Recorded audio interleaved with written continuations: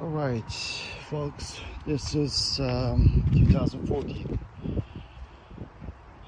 Lexus CT200, which has the same engine with previous 2011 to 2017.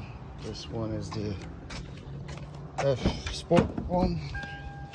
All right, as you guys seen, it doesn't switch to park. That's the problem, and it doesn't start. So I take it out the battery a couple times and then let him forget and then make it start.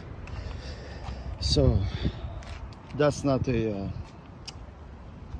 battery problem. We checked it, the Lexus dealership checked it. The battery on the trunk is good. So,